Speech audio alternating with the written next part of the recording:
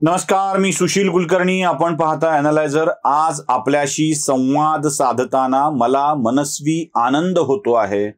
अॅनालायझरनं आपला एक टप्पा पूर्ण केलाय.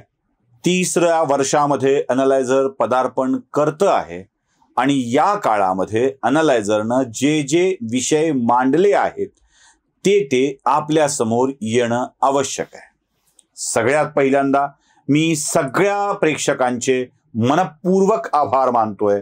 आपण जवळपास 2,66,000 मराठीचे सबस्क्रायबर आहात. आता 1,50,000 सबस्क्रायबर हिंदीचे पण होत आहेत. या दोन्ही चॅनलला आपण देत असलेल्या भरभरून प्रतिसादाबद्दल मनस्वी आभार. मंडळी, पुढच्या वर्षात जात असताना एक गोष्ट मला मांडाविषयी वाटते आहे आणि तीच मुद्दाम आपल्या समोर घेऊन येतो आहे. अॅनालायझरनी राजकीय विषयाच्या सोबत अन्य काही विषयांना जाणीवपूर्वक स्पर्श केला आहे आणि त्याच विषयाची एकदा मांडणी आपल्या समोर करतोय. त्यावेळेला अॅनालायझर काय बोललं होतं हे देखील करणं आवश्यक आहे. त्यातीलच एक विषय म्हणजे मनुस्मृतीचा. या मनुस्मृतीच्या विषयाला घेऊन मी पुन्हा येतोय. काही मुद्दे जे मांडले होते, मनुस्मृतीविषयी मी जे बोललो होतो किंवा अॅनालायझरची मनुस्मृतीबाबतची जी काही भूमिका आहे त्याच्याबद्दलचे गैरसमज, समज जे काही आहेत ते खुलासे करण्याचा प्रयत्न केला होता. हा व्हिडिओ थोडासा लांब होईल, पण तरीही अॅनालायझरची आपण भूमिका बघावी परत एकदा आणि त्याला नक्की आपल्या प्रतिक्रिया द्याव्यात असं अपेक्षित आहे. अॅनालायझर मागच्या काळात जे मांडताय त्यातलाच हा एक भाग, मनुस्मृती, समज गैरसमज.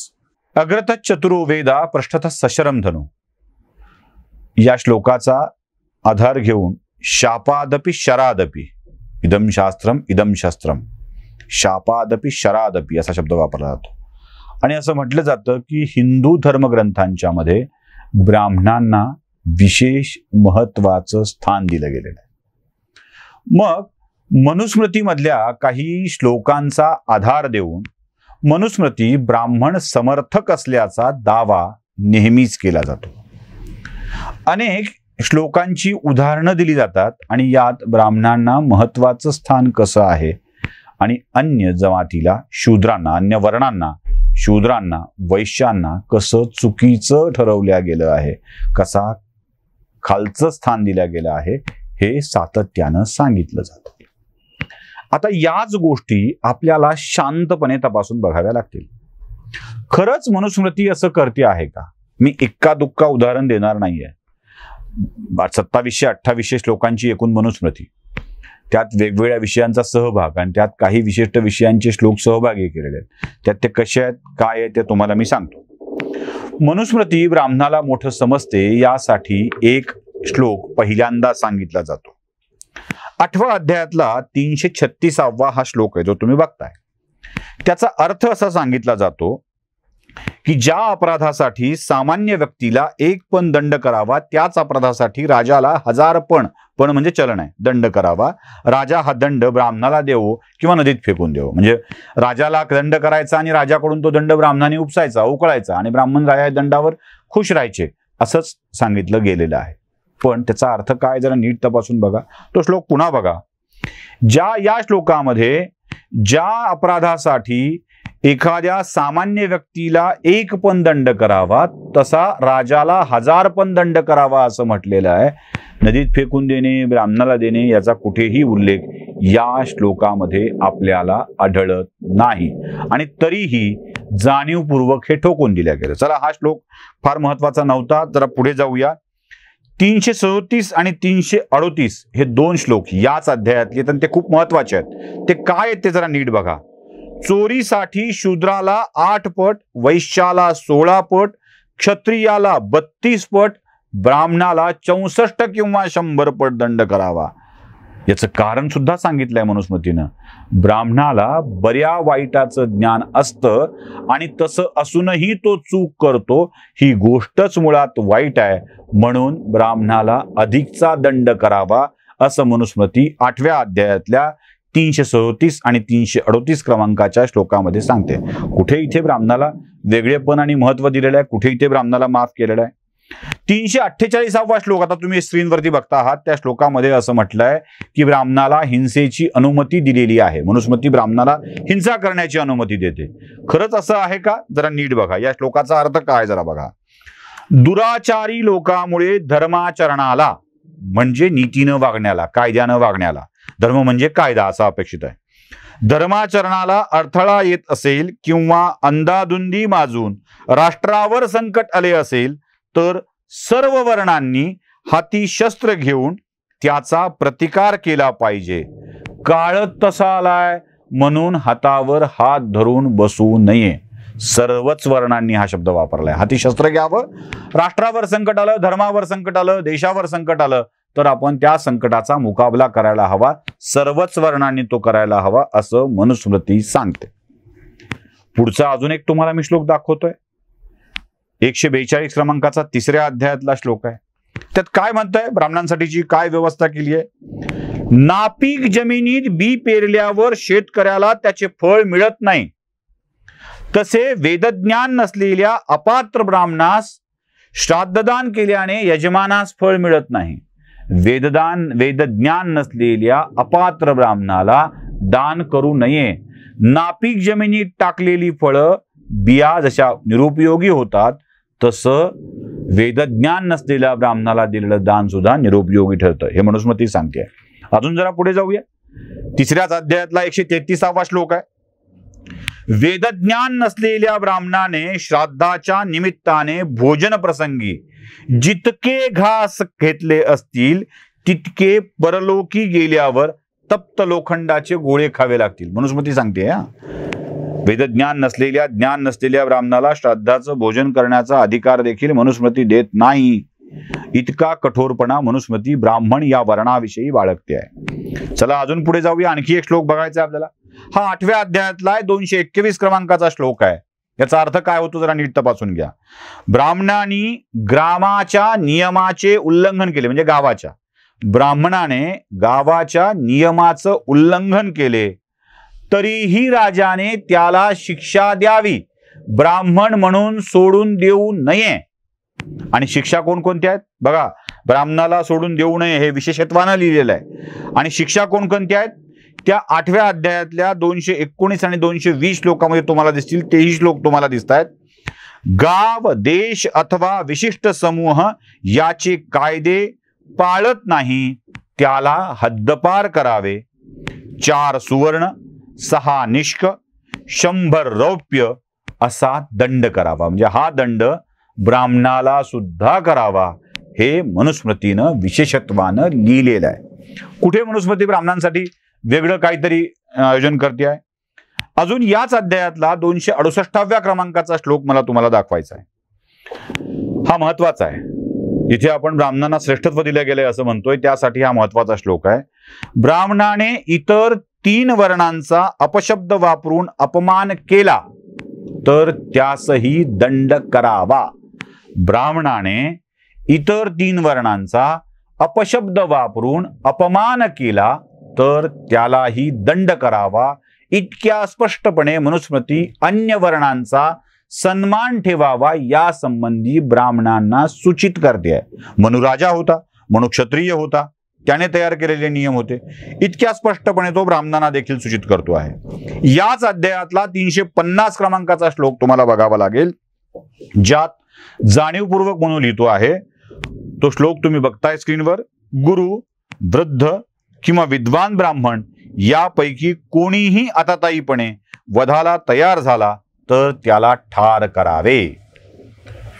काय हो, कुठे कुठे येतो इथे? म्हणजे ब्राह्मणाला मारा, हद्दपार करा, दंड लावा, इतरांपेक्षा जास्त दंड लावा असं मनुस्मृती सातत्यानं सांगत आलेली आहे. 1 नव्हे, 2 नव्हे, 5, 6, 7, 8 श्लोक तुम्हाला मी दाखवलेले आहेत. अजून असे खूप आहेत ज्यात स्पष्टपणे ब्राह्मणांच्या विषयी कोणताही ममत्व भाव दाखवलेला नाही. म्हणजे आज जी शपथ घेणं म्हणत ना, भय, अनुराग, द्वेष या पक्षपात के बिना काम करूंगा, तसं ते इथेही कधीही कोणाविषयी ममत्व किंवा अपपर भाव बाळगलेला नाहीये.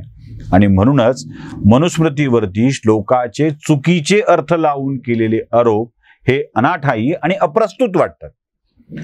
जिथे कुठे चुकतं आहे तिथे हे स्वीकारलं पाहिजे. आणि सगळ्यात मोठी गोष्ट आहे, मनुस्मृतीच्या पालनासंबंधीचा एक नियम एक महत्वाचा आहे, तो म्हणजे मनुस्मृती स्वतः सांगते की यात जे वेदानुकूल आहे, वेदाप्रमाणे आहे ते करावं, जे वेदाप्रमाणे नसेल त्याला टाळावं. आपल्याकडे न्यायिक पुनर्विलोकन नावाची प्रक्रिया आहे, तशीच प्रक्रिया इथे सुद्धा आहे. इथे वैदिक पुनर्विलोकन आहे. इथे वेदामध्ये तपासावं की हे वेदानुकूल आहे का, वेदांप्रमाणे आहे का, कारण मनुस्मृती वेदांना प्रमाण मानते आणि या प्रमाण मानण्यातूनच मनुस्मृती आपलं सगळं नियम पुढे मांडत असते. या कायद्याच्या पुस्तकाला धर्माचं पुस्तक असं संबोधलं गेलं आणि कायदा एका राजानं आपल्या प्रजेसाठी केलेला. हे धार्मिक पुस्तक कधीच नव्हे. एक कायदा एक नियम असा जो राजानं आपल्या प्रजेसाठी केला त्याला धर्माचं पुस्तक समजून हिंदू धर्मावरती जे जे काही आरोप केले गेले ते आरोप चुकीचे आहेत हेच सांगण्याचा हा प्रश्न आहे. मनुस्मृतीचं मोठेपण असेल तर ते मनुस्मृतीजवळ आहे, मनुस्मृती पुरता आहे. पण मनुस्मृतीचा आधार घेऊन जो कोणी हिंदू धर्माला गालबोट लावत असेल, त्याला नाव ठेवत असेल, तर त्याबाबत स्पष्ट भूमिका ही घ्यायलाच हवी. म्हणूनच हे आपल्या समोर मांडतोय. स्त्रियांच्या बाबतीत मनुस्मृती खरोखरच एवढा चांगला विचार करते की स्त्रियांच्या बाबतीत मनुस्मृती अन्यायकारक भूमिका घेते हे देखील तपासून बघितलं पाहिजे. मनुस्मृतीच्या 5व्या अध्यायातले काही श्लोक स्त्रियांच्या विषयी अन्याय करणारे आहेत याची जाणीव होते आणि ते स्पष्टपणे मान्य करायला पाहिजे.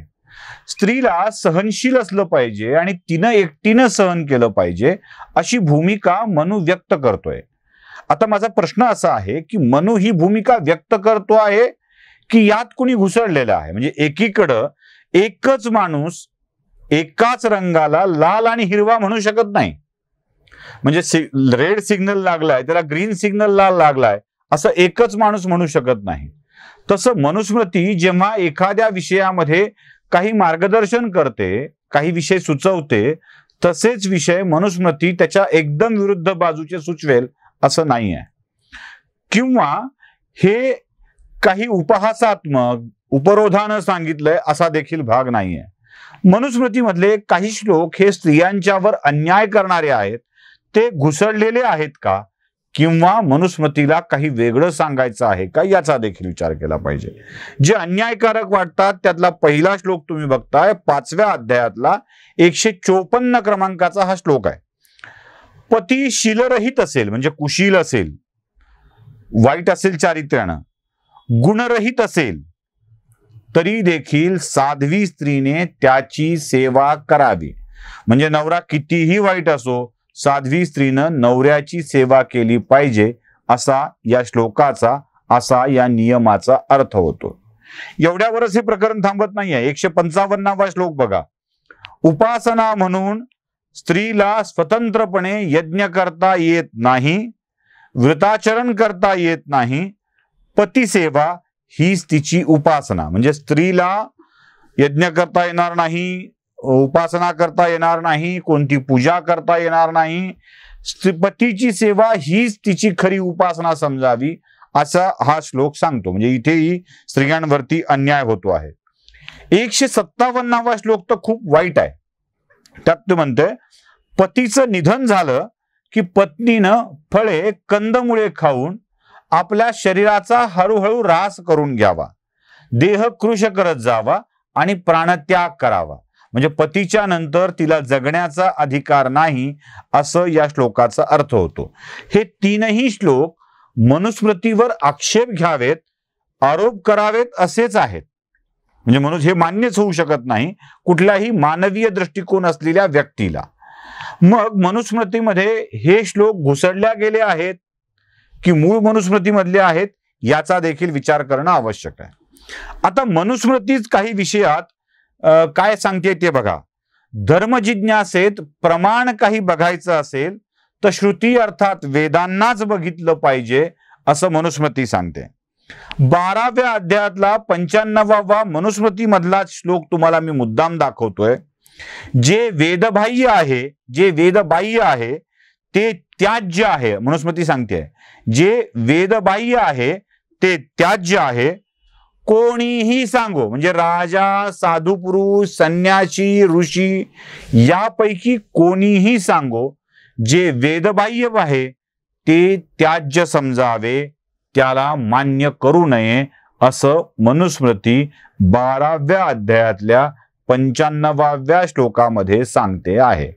आता मनुस्मृती जे वेदबाह्य ते त्याज्य समजावे असं म्हणते. म्हणजे आपल्याकडेही संसदेमध्ये अनेक कायदे होतात आणि त्याचं पुनर्विलोकन होतं. जर ते घटनाबाह्य असतील तर ते कायदे रद्द केले जातात, पण घटनेस अनुषंगून असतील तर ते कायदे ठेवले जातात. आता मनुस्मृतीमधले जे नियम वेदबाह्य आहेत, वेदाला अमान्य आहेत, ते त्याज्य करावे असं मनुच सांगतोय. आता हे जेव्हा मनु असं सांगतोय तेव्हा वेदातले नियम काय आहेत, उपनिषदामधले नियम काय आहेत, ते देखील आपल्याला तपासून बघितलं पाहिजे. मग मनु सांगतोय ते मान्य करायचं की नाही या निकषावर आलं पाहिजे. ऋग्वेदामधला एक सूक्त तुम्ही बघताय, याचा अर्थ आहे स्त्री उपनीता आहे, ती आचार्य आहे, असा त्याचा अर्थ होतो. उपनीताचा अर्थ काय? उपनयन, असं म्हणजे ज्याचं उपनयन संस्कार होतात, मौजी बंधन होतं. ती आचार्य आहे. आता आचार्य आहेचा अर्थ काय होतो? आचार्य आहे म्हणजे ती शिकवू शकते. जर शिकवू शकते तर तिला शिकलं पाहिजे, आणि शिकलं पाहिजे तर स्त्रियांना वेदांचा अधिकार आहे हे मान्य करायला पाहिजे. तसंही चतुर्वर्णांना वेदाचा अधिकार दिलेला आहे. त्याचाही श्लोक आपण बघताय की सर्वच वर्णांना वेदाधिकार आहे हे स्पष्टपणे सांगितलेलं आहे. त्याच्या पुढे अथर्ववेदामधला एक श्लोक तुम्ही बघताय, ज्यात स्त्रीनं ब्रह्मचर्याचं पालन करून ज्ञान मिळवावं असं म्हटलेलं आहे. ब्रह्मचर्याचं पालन करायचं आहे, पती मिळवायचा आहे. ब्रह्मचर्य कशासाठी असतं? ब्रह्मचर्य विद्यार्जनासाठी असतं. पुरुषांनी ब्रह्मचर्य विद्यार्जनासाठी करावं, स्त्रीनं ब्रह्मचर्याचं पालन करावं. याचा अर्थ तिनं ब्रह्मचर्य पालन करावं आणि वेद ज्ञानही मिळवावं असा होतो. चतुर्वर्ण आणि सर्व लिंगांना, स्त्री आणि पुरुषांना देखील वेदांचा अधिकार आहे असं वेदच सांगतात. ज्ञानाचा अधिकार आहे असं वेदच सांगतात. जर वेद आणि उपनिषदांच्या मध्ये स्त्रियांना ज्ञान घेण्याचा अधिकार सांगितलेला आहे, तर मनु कोण की जो हा वेद आणि ज्ञानाचा अधिकार नाकारतो? बरं, हाच मनु आधी आपल्या काही श्लोकामध्ये वेदांचा ज्ञानाचा अधिकार देतो आहे. हाच मनु काही श्लोकांमध्ये नाही म्हणतो आहे. एक तर जे नाही म्हणतो आहे ते खरं असलं पाहिजे, किंवा वेद ज्याचा अधिकार आहे असं म्हणतोय ते खरं असलं पाहिजे. जेव्हा हे खरं की ते खरं असा प्रश्न उपस्थित होतो, तेव्हा मनुच सांगतो की प्रमाण बघण्यासाठी श्रुतींचा, वेदांचा अभ्यास करावा. आता वेदांमध्ये स्त्रियांना ज्ञान मिळवण्याचा अधिकार आहे. आता वेदात स्त्रियांना ज्ञान मिळण्याचा अधिकार आहे. मनु वेदांना प्रमाण माना असं सांगतोय. मनुच आपल्या काही श्लोकांमध्ये स्त्रियांना ज्ञानाचा अधिकार आहे असं सांगतोय. म्हणजे मी जे 5व्या अध्यायातले 154, 55, 57 ही जी श्लोक सांगितली ती एक तर घुसडलेली असावीत, किंवा मनु या श्लोकांमध्ये सर्वथा दोषी आहेत. वेदबाह्य श्लोकांना अक्षरशः हाकलून लावलं पाहिजे, याची काळजी आपण घेतली पाहिजे. कारण नव्या जगाप्रमाणे, नव्या गरजेप्रमाणे, नव्या काळाप्रमाणे वेदांच्या ज्ञानाचा अर्थ आपण लावू शकलो नाही.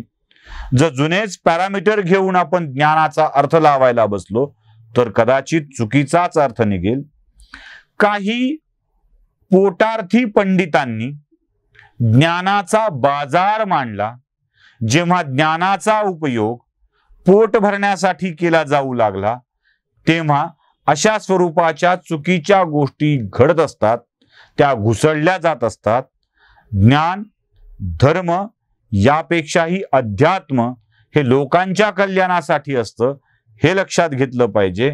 मनुस्मृतीमधले हे नियम सुद्धा लोकांच्या कल्याणासाठीचे होते आणि वेदबाह्य नियमांना मनुस्मृती नाकारते. म्हणून मनुस्मृतीमध्ये असलेले हेच नियम स्त्रियांच्या विषयात अन्याय करणारे त्याज्य समजावेत. त्याला अध्यात्म पुनर्विलोकनामध्ये रद्दबातल करावं, एवढंच या प्रसंगी सांगावं वाटतं. हिंदू धर्मावरती सातत्यानं टीका करणाऱ्या माणसांनी हिंदू जीवन पद्धतीमध्ये स्त्रियांवरती अन्याय झाल्याची हकाटी पिटलेली आहे. आपण ज्या वेगवेगळ्या भागांमध्ये या आक्षेपांवरती बोलणार आहोत त्यापैकीच हा एक भाग आहे. पुढे अजून अनेक भाग येणार आहेत. सगळ्यात पहिल्यांदा आपण स्त्री विषय यासाठी निवडला की खरोखर हिंदू धर्मग्रंथ आणि मनुस्मृतीसारखे ग्रंथ याच्यामधून स्त्रियांविषयीची नेमकी भावना काय आहे. न स्त्री स्वातंत्र्य महर्ती असा एक श्लोक जो अर्धवट दाखवला जातो, सांगितला जातो, त्याचा आधार घेऊन स्त्रीला प्राचीन काळामध्ये कधीच स्वातंत्र्य दिलं गेलं नाही, त्यांना नेहमीच बंधनात ठेवलं असा आक्षेप घेतला जातो. पहिल्यांदा तो श्लोक काय आहे ते नीट बघा, वाचा. आता मी याचा तुम्हाला अर्थ सांगतोय. स्त्री तिचं रक्षण तिच्या कौमार्याच्या काळामध्ये तिच्या पित्यानी करावं, नंतर तारुण्यात तिच्या पतीनी करावं आणि वृद्धापकाळी तिच्या पुत्रांनी करावं असं म्हटलंय. आता याच्या पुष्ट्यर्थ मनुस्मृती हा एक श्लोक सांगून थांबलेली नाहीये. त्याच्या आधी सुद्धा मनुस्मृतीनं एक श्लोक सांगितलेला आहे, तो 5व्या अध्यायातला आहे, तो तुम्हाला दिसतोय. त्या श्लोकामध्ये मनुस्मृती असं म्हणतेय की बाल्यावस्थेमध्ये पित्यानी आणि तिला पाणीग्रहणासाठी होईपर्यंत म्हणजे यवनात तिचं पाणीग्रहण झाल्यानंतर पतीनं आणि ज्याचं पाणीग्रहण केलंय त्यानं, पाणीग्रहण हा शब्द, पाणी हा संस्कृत शब्द आहे, हात अशा अर्थाने घ्यायचा आहे, आणि त्यानंतर पुत्रांनी तिचं रक्षण करावं. आता या श्लोकांचा अर्थ काय होतो? ती स्वतंत्र नाही आहे असा होत नाहीये, ती ऑल टाइम प्रोटेक्टेड आहे असा त्याचा अर्थ होतो. सदा सर्व काळ ती सुरक्षित राहिली पाहिजे याची काळजी वेगवेगळ्या पुरुषांनी घेतली पाहिजे असं मनुस्मृती सांगते आहे. पण आपल्याकडं तिला स्वातंत्र्य नाहीच अशा अर्थाने त्याचा आक्षेप घेण्यात आला. बरं, या अशा दाव्यांच्या मध्ये आणखी एक श्लोक जो तुलसीदासांच्या रामायणातील आहे तो देखील सांगितला जातो, आणि तो म्हणजे ढोर गवार शूद्र नारी सभी ताडन के अधिकारी. यातला ताडन हा शब्द मारणे या अर्थाने घेतला जातो, म्हणजे मारणे, ताडणे अशा अर्थाने घेतला जातो. एक गोष्ट आपण विसरतोय आणि ती म्हणजे तुलसीदासांचं रामायण हे अवधी भाषेतलं आहे, म्हणजे अवधी भाषेत ते लिहिल्या गेलेलं आहे. जसा मराठीत मराठवाडी भाषेत शब्दाचा अर्थ बदलतो, तो पश्चिम महाराष्ट्रात वेगळा असतो. कोल्हापुरात रांडीच्या हा शब्द प्रेमानं उच्चारायचा आहे, पण मराठवाड्यात या शब्दाचा अर्थ वेगळाच होऊन जातो. तसं हिंदीमधल्या वेगवेगळ्या भाषेतील शब्दांचे अर्थ वेगवेगळे होत जातात. ताडना या शब्दाचा अवधी शब्द जर असेल तर त्याचा अर्थ बघणे, कायम बघणे असा होतो, सतत टक लावून बघणे, निरीक्षण करणे असा होतो. आता या वाक्याचा अर्थ काय होतो जरा नीट बघा. ढोर म्हणजे पशु, गंवार म्हणजे अज्ञानी, शूद्र म्हणजे जे सेवा करतायत ते, चातुर्वर्ण्यातला शेवटचा वर्ण, चौथा वर्ण, शेवटचा वर्ण हा शब्द सुद्धा अयोग्य आहे, चौथा वर्ण, आणि नारी म्हणजे स्त्री, हे कायम निरीक्षणात असले पाहिजेत. पुन्हा हा शब्द आहे ऑल टाइम प्रोटेक्टेड, पण या अर्थाने ही ओळ नाहीच आहे हे विसरतात आपण. ही कधी आली आहे ओळ? तुलसीदासांच्या रामायणामध्ये ही ओळ तेव्हा आली आहे जेव्हा राम लंकेला जाण्यासाठी रामेश्वरच्या समुद्र किनाऱ्यावरती, धनुष्यकोडीच्या किनाऱ्यावरती उभे आहेत. त्यांना लंकेत जाण्यासाठीचा मार्ग हवाय, तो मार्ग मिळत नाहीये. राम समुद्राची प्रार्थना करतात पण समुद्र मार्ग दाखवत नाही. राम प्रचंड चिडतात, आपला बाण काढून सांगतात की हे सागरा, तू मला मार्ग देणार नसशील तर रामाचा क्रोध तुला आता दाखवावा लागेल. मी तुला माझ्या एका बाणात शुष्क करू शकतो. या रामाच्या वचनानंतर अशी कथा सांगितली जाते की प्रत्यक्ष समुद्र समोर उभा राहिला आणि रामाला म्हणाला, हे प्रभू जगतपालका, तुम्ही माझे निर्माते रक्षणकर्ते आहात. मी तुमच्याच आदेशाने इथे आहे. तुम्हीच मला जडत्व बहाल केलेलं आहे, सजीवत्व नाही, आणि जडत्वाला चेतना नसते. त्यामुळे तुम्ही जी माझ्याकडून अपेक्षा करत आहात ती मला पूर्ण करणं शक्य नाही. उलट तुमच्याकडंच काही चांगली गुणी लोक आहेत जे माझ्यावरती सेतू बांधू शकतात आणि मग आपण सेतू बांधून जावं. हे देवा, तू ज्या ज्या लोकांना हे जडत्व दिलेलं आहे त्या त्या लोकांचं रक्षण करणे देखील तुझी जबाबदारी आहे.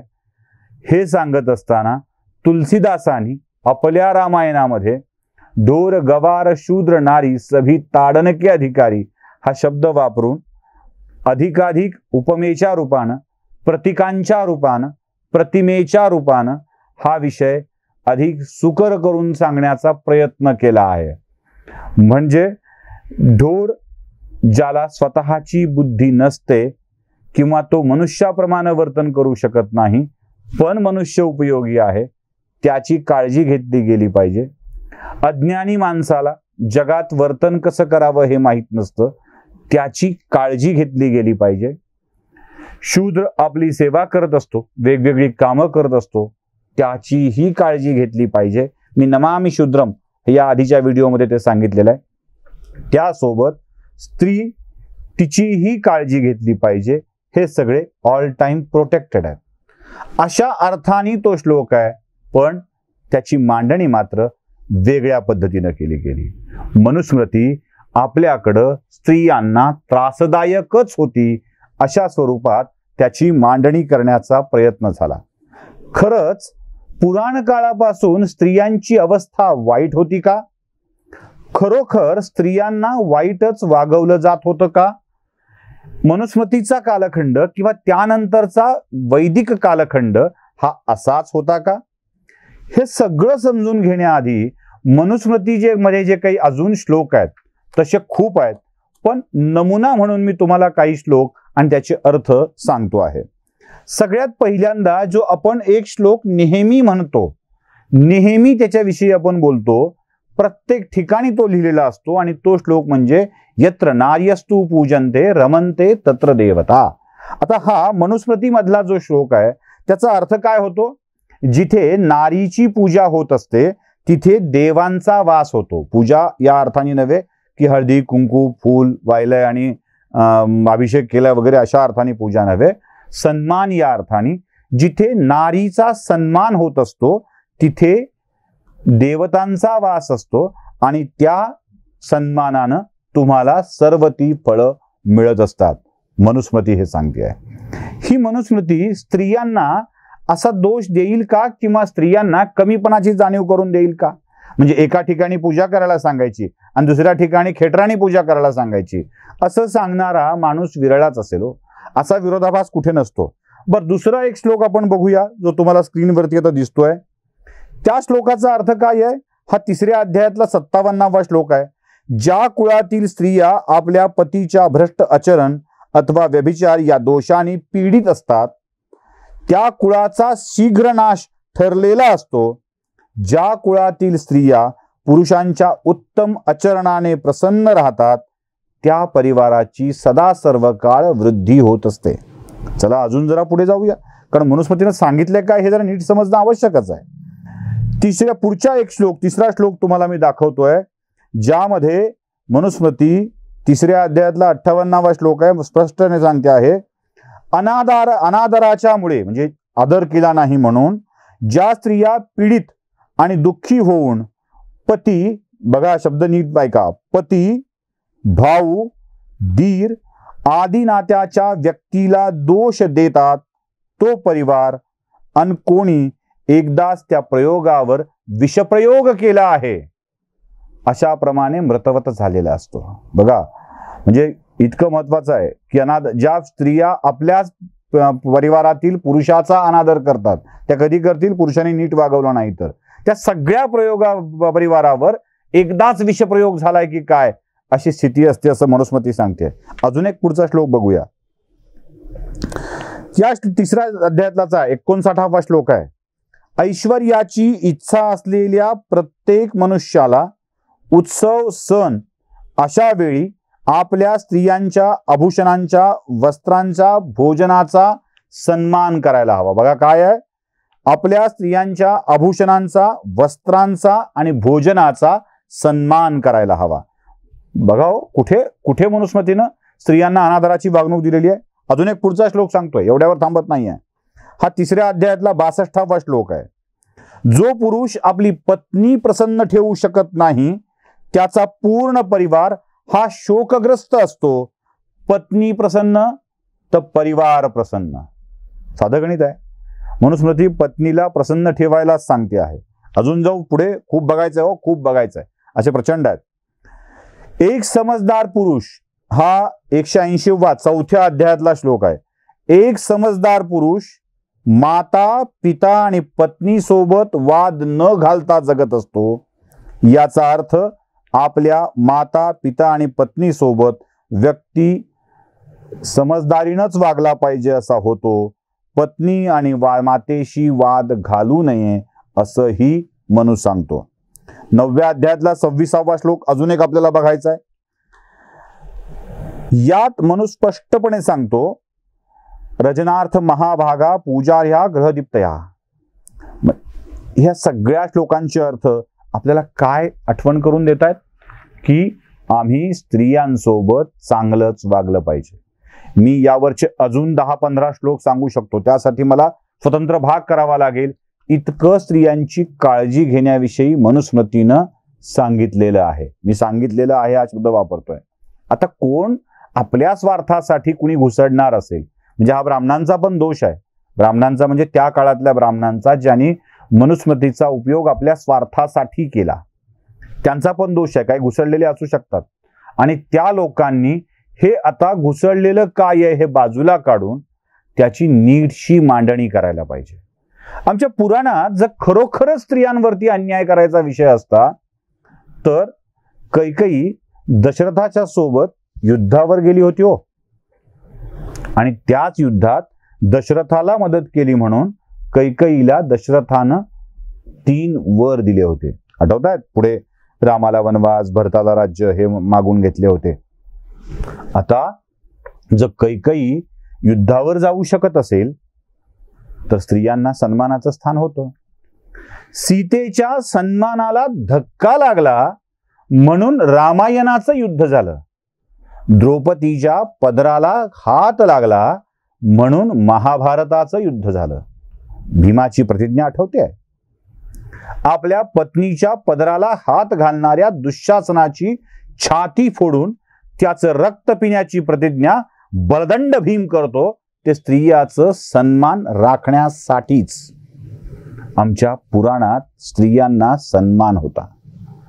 त्यांना वेदाध्ययन करण्याचा अधिकार नव्हता असं कोण्या उपटसुंभानं सांगितलं आणि कोणत्या उपटसुंभानं ते पाळलं याचा देखील विचार करायला हवा. शंकराचार्य भारती हे नाव लावतात ते कुठून आलं? महर्षी मंडन मिश्राच्या पत्नी भारती मंडन मिश्र वेगवेगळ्या ऋषींच्या शास्त्रार्थामध्ये न्यायदानाचं काम करत होत्या, न्याय देण्याचं काम करत होत्या, निवाडा देण्याचं काम करत होत्या. त्यांच्या बुद्धिमत्तेला बघून शंकराचार्यांनीच सांगितलं की यापुढे माझी एक शाखा तुझं भारती हे नाव लावेल. तिथून तर आलंय हे नाव. द्रौपदी, कण्णगी, गार्गी, मीरा, दुर्गावती, चेन्नम्मा, अहिल्या, किती नावं सांगावी. पुराणापासून इतिहासापर्यंत आमची अनेक नाव आहेत हो. आणि याच गोष्टींची काही गीतं आठवण करून देत असतात. पुरुष काय पण स्त्रिया ही लढल्या, परंपरा ही अमुची, काय तुम्हा ठाऊक लढली विरांगणा झाशीची, दाभाड्याची उमा आणि चेन्नम्मा कित्तूरची. किती नावं सांगावी. इतिहासानं, पुराणानं आमच्या इथं स्त्रियांना सन्मानाचं स्थान दिलंय. कोणीतरी उपटसुंभानी याचा अर्थ चुकीचा लावला, जसा हवा तसा सांगितला. खास करून हे ब्रिटिश पद्धतीमध्ये झालं. संस्कृतचं भाषांतर इंग्रजीत केलं गेलं आणि इंग्रजीतलं ज्ञान हे संस्कृतामधलंच आहे असं गृहीत धरून ब्रिटिशांनी जे पेरलं ते आमच्याकडे उगवलंय हो. अन्यथा संस्कृतमध्ये ज्या मूळ ग्रंथात त्याचा उल्लेख आहे तो असा कधीच सापडणार नाही.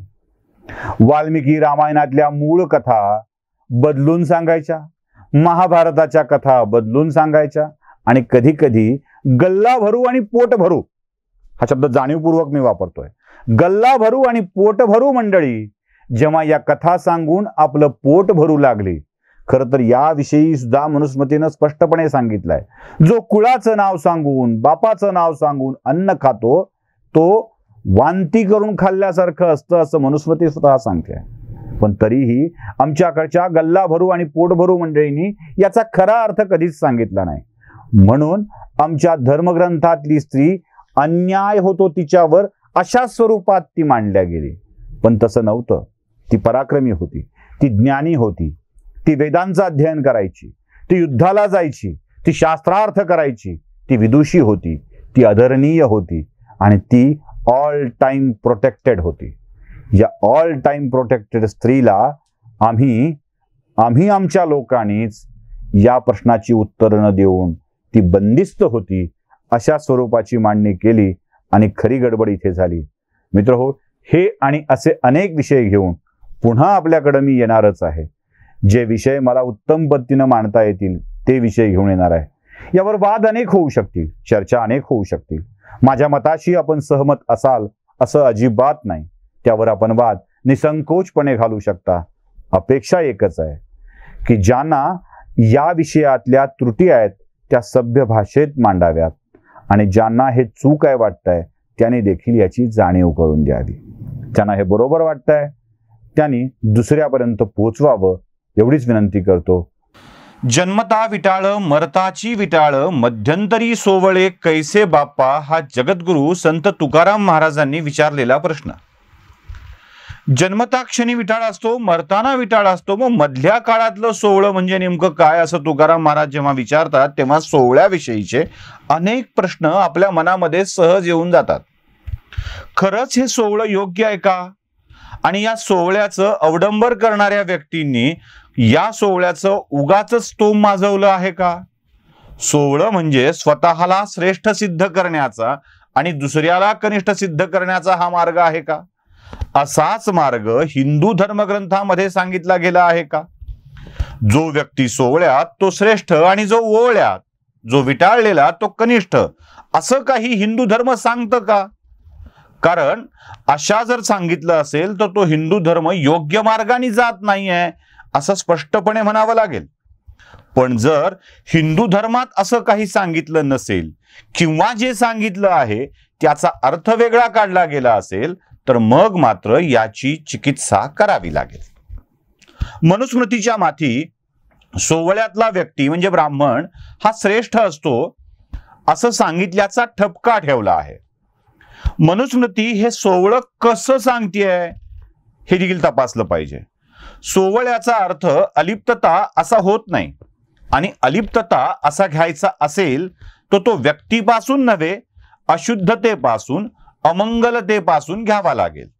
आता शुद्धता आणि अशुद्धता याच्यामधलं अंतर जातीच्या आधारावर स्पष्ट करता येत नाही. याचा मधलं अंतर जर स्पष्ट करायचं असेल वर्तन, वृत्ती यातून स्पष्ट करावं लागेल. मनुस्मृतीमध्ये अगदी खूप छान पद्धतीनं सोवळ्यावर काही सांगितलेलं आहे ते देखील आपण बघणार आहोतच.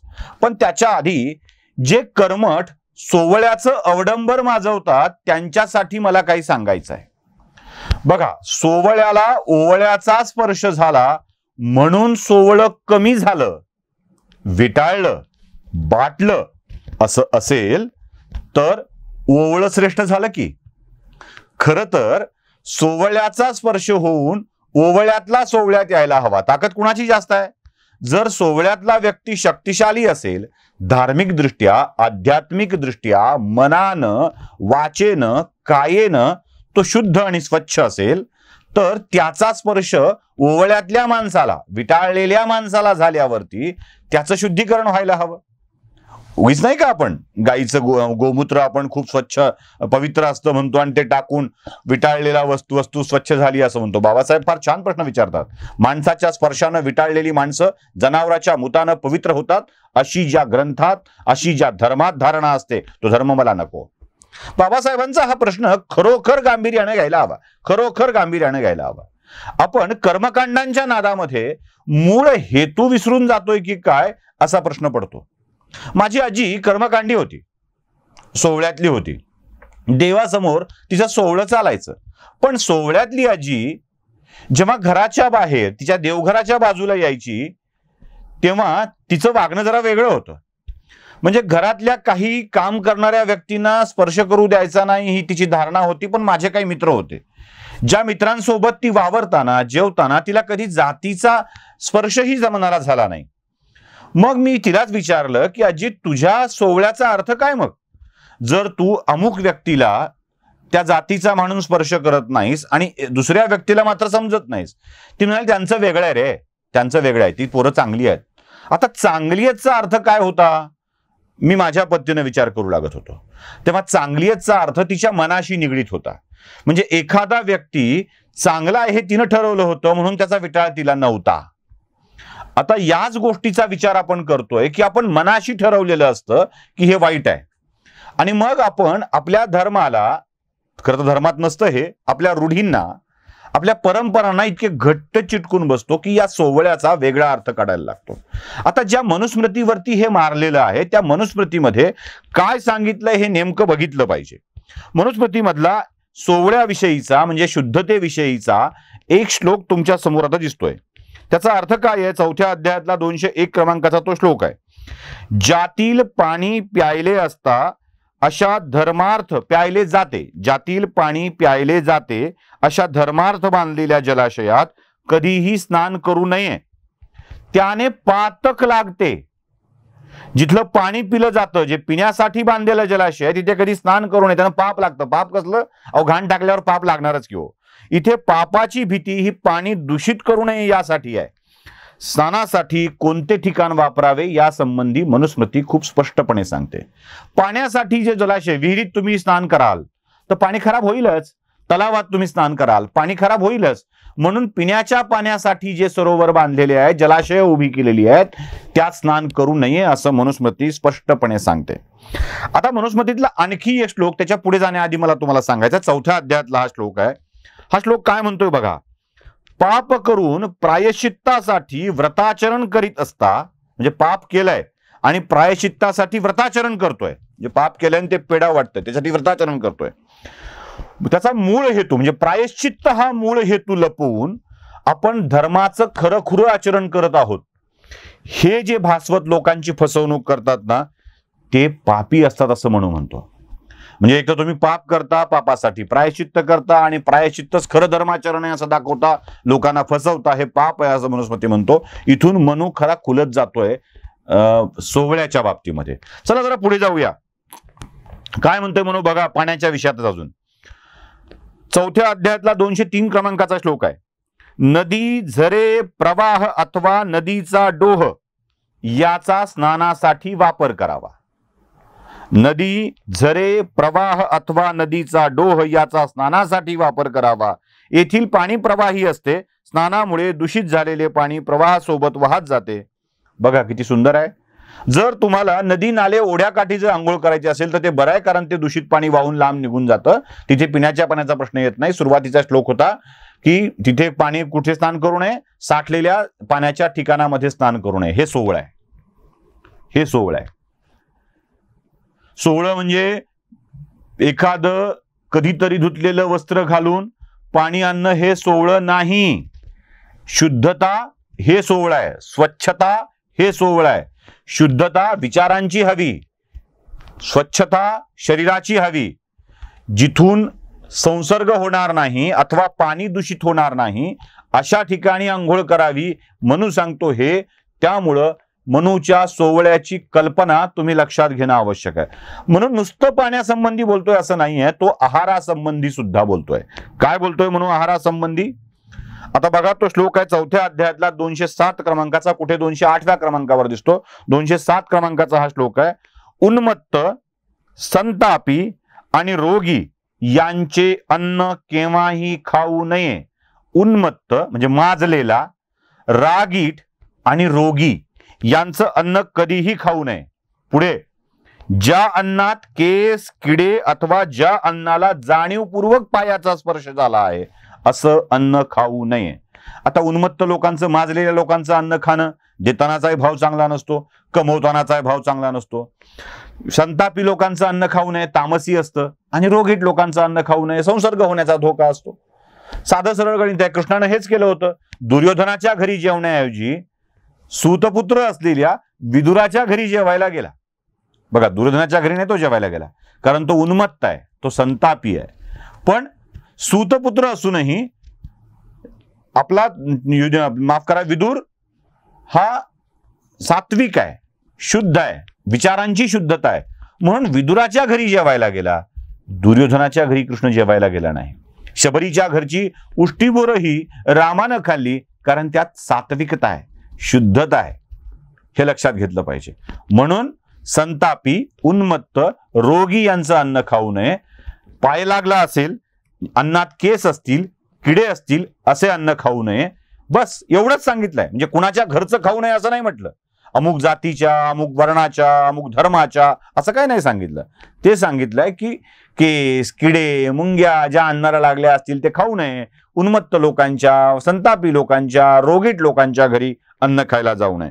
पुढे अजून एक अन्नाविषयीचं सोहळं मनुस्मृती सांगते.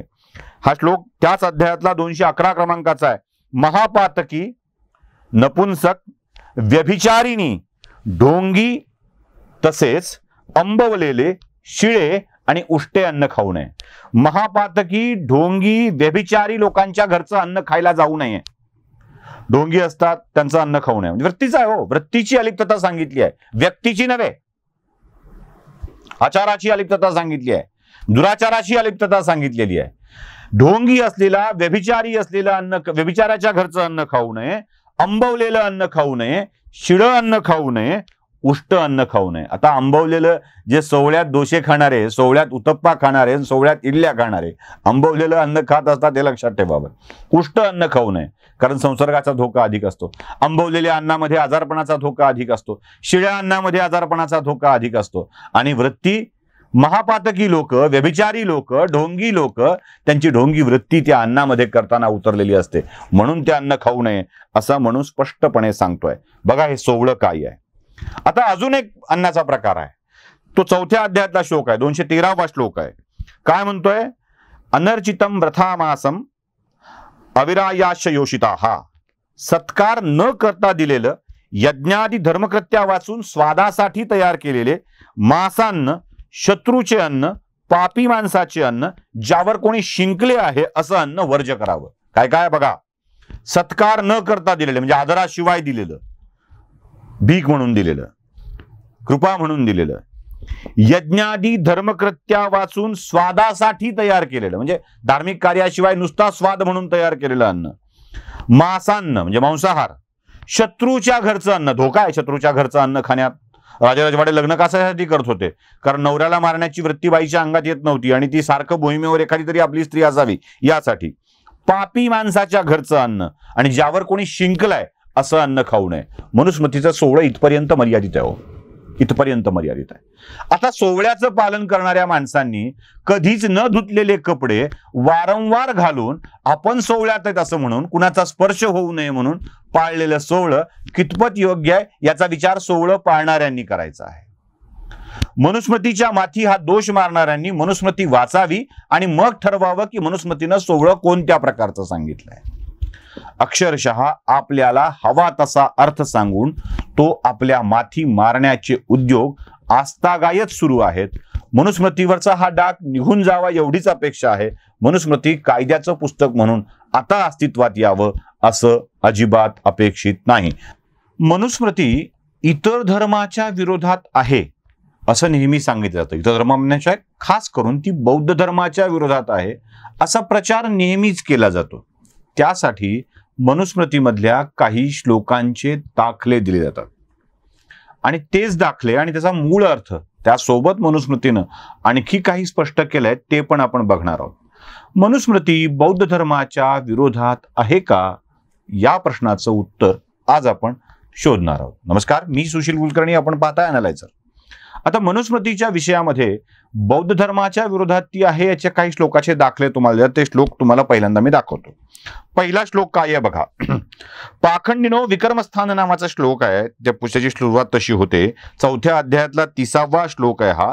त्याचा अर्थ असा सांगितला जातो की बैडाल वृत्तीच्या लोकांच्या विरोधामध्ये, बकवृत्तीच्या लोकांच्या विरोधामध्ये आहे, आणि बिडाल वृत्ती ही म्हणजे बौद्ध धम्माच्या विरोधात आहे असं सांगितलं जातं. त्याचा अर्थ, मूळ अर्थ काय जरा नीट तपासून घेऊ.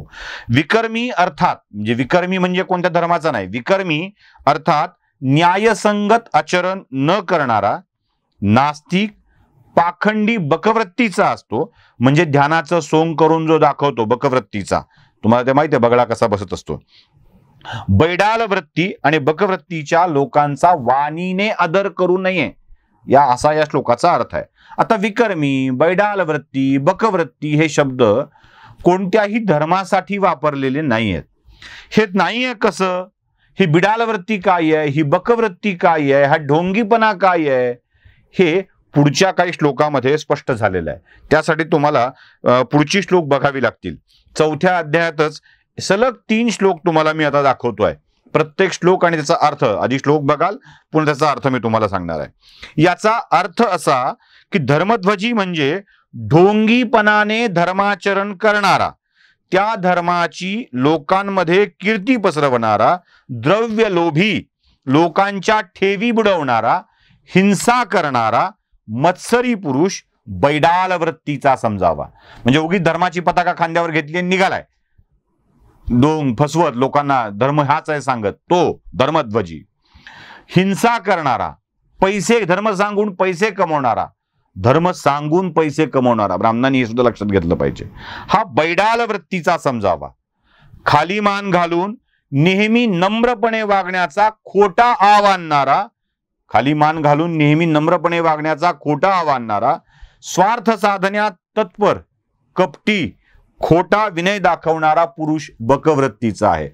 बगळा पाण्यामध्ये एका पायावर उभा असतो आणि असं वाटतं की ध्यानस्थ बसलाय. ज्या क्षणी पाण्यात मासा येईल त्या क्षणी चोच मारून मासा घेऊन टाकतो. हे बगळ्याचं ध्यान ढोंगी असतं, ढोंगी. म्हणून अशा स्वरूपाच्या ढोंगी माणसाला बकवृत्तीचं समजावं. हे सर्व बैडाल वृत्तीचे, बकवृत्तीचे व्यक्ती हे अंधमिस्त्र नावाच्या नरकात खितपत पडतात, याचा वाणीने सन्मान करू नये असं मनुस्मृती सांगते. याचा अर्थ चुकीचा लावला गेला. विधर्मी म्हणजे विकर्मीचं विधर्मी केलं, विधर्मी म्हणजे बौद्ध समजल्या गेलं, बौद्ध आणि धम्म समजल्या गेलं, असं काहीही नाहीये. लोकांचाच, बौद्ध लोकांचा सन्मान करू नये असं नाही, विकर्मी सांगितलंय, विधर्मी नव्हे. विकर्मी सांगितलंय, विधर्मीचा सन्मान करू नये असं सांगितलं नाही. जी वाईट कर्म करतात, जी कपटी असतात, ढोंगी असतात, स्वार्थी असतात, धर्म सांगून पैसा कमवतात, या माणसांचा सन्मान करू नये असं मनुस्मृती सांगते. मनुस्मृतीच्या श्लोकांचा हवा तसा अर्थ लावून त्याची बदनामी करण्याचा जो उद्योग चालवला आहे तो असा आहे. चला पुढचा बघूया. वेद, मनुस्मृती ही वेदावर आधारलेली आहे हे लक्षात घ्या. पुढचा श्लोक बघण्यापूर्वी सांगतो, मनुस्मृतीचा आधार वेद आहे आणि मनुस्मृती वेदाच्या बाहेरचं जे काही आहे ना ते नाकारते. आता हा श्लोक बघा तुम्ही, या श्लोकाचंही असंच केलं जातं. सा वेदबाह्य स्मृत्या याश्च काश्च कुदृष्टया, हा श्लोक आहे.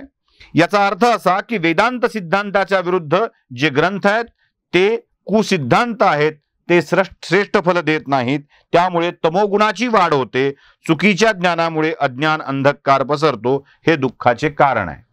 आता जे वेद नाकारतात त्यांना सुद्धा वाईट समजावं असा याचा अर्थ आहे का? नाही. तर जे वेदबाह्य आहे धर्मामध्ये ते मान्य करायचं नाही, ते स्वीकारायचं नाही असं मनुस्मृती सांगते. त्याला इतर धर्माशी जोडणं चूक आहे. इथे कुठेही कोणत्याही धर्माचा उल्लेख केलेला नाही. आणखी एक बघू, आणखी काय आक्षेप आहे. कुशीलवान लोक अर्थात जुगारी, अश्लील, नाचगाणे करणारे, अत्याचारी, पाखंडी किंवा वाईट कर्म करणारी लोक यांना राजाने राज्याबाहेर काढावं. आता हे हिंदू शिवाय राज्याबाहेर काढावं असा अर्थ कोणी सांगत असेल, हिंदू जीवन पद्धती मानत नाही त्याला बाहेर काढावं असं म्हणत असेल, वेद मानत नाही त्याला बाहेर काढावं असं म्हणत असेल, तर चूकच आहे ना. मनुस्मृती काय सांगते? कुशीलवान लोक जे चारित्रहीन आहेत, जुगारी आहेत, अश्लील नाचगाणे करणारे आहेत, अत्याचारी आहेत, ढोंगी आहेत, वाईट काम करतात, त्यांना राजानं राज्याबाहेर काढावं. आता या श्लोकाचा अर्थ उगाच हिंदू धर्म, मनुस्मृती इतर धर्माच्या विरोधात आहे असा लावायचा. आज तरी काय होतं, तडीपारीच्या केस कशासाठी होतात? तडीपार ही अशा स्वरूपाच्या लोकांसाठी असते जे लोकांसाठी घातक आहेत. अशा लोकांना राज्याबाहेर काढावं असं म्हणत असेल तर तो इतर धर्माच्या विरोधात कसा? आता आणखी एक आक्षेप होतो, सेनापती कोण व्हावं, राज्यकारभार कोण चालवावा, कुणाला कोणती पदं मिळावीत हे म्हणून सांगितलं आहे. शूद्रांना कधी देत नाहीत, ब्राह्मणांशिवाय कुणाला पदं द्यायची नाहीत असं काही म्हणून सांगतो, असाही आक्षेप होतो. तो श्लोक बघा, 12व्या अध्यायातला 100वा श्लोक आहे हा. काय म्हणतो? म्हणू राज्यकारभार चालविणे, सेनापती होणे, न्यायाधीश होणे त्याच व्यक्तीला शक्य आहे ज्याला वेदशास्त्र यातील ज्ञान आहे. ज्ञानी व्यक्तींनी हे पद धारण करावे. आता मला सांगा, ज्ञानी व्यक्तींनी पद धारण करावे असा उल्लेख करणं, वेदशास्त्र त्यावेळेला ज्ञानच वेद आणि शास्त्रामध्ये होतं भारतातलं. ज्ञानी व्यक्तींनी धारण करावे म्हटलंय, ब्राह्मण व्यक्तींनी धारण करावे असं नाही. जे जे ज्ञानी आहेत त्यांनी योग्य ती पदं धारण करावीत. आपल्याकडं शैक्षणिक अर्हता आहे. जिल्हाधिकारी व्हायचं असेल तर IAS दिली पाहिजे, SP व्हायचं असेल तर UPSCची परीक्षा दिली पाहिजे. बाकी कुठल्याही IAS IPS दर्जाच्या UPSC परीक्षा आहे, खालच्यासाठी MPSC परीक्षा आहे, अगदी छोट्या छोट्यासाठी दुय्यम सेवा निवड मंडळ आहे. काही नाही म्हणलं तरी प्रवेश घ्यायला एंट्रन्स एक्झाम आहेत. पात्रता सिद्ध करावी लागते, गुणवत्ता सिद्ध करावी लागते, आवश्यक ते ज्ञान घ्यावं लागतं. आर्ट्स कॉलेजला शिकणारा क्षेपणास्त्र बनवायला जात नसतो, क्षेपणास्त्र बनवू शकणारा कला शिकवू शकत नसतो.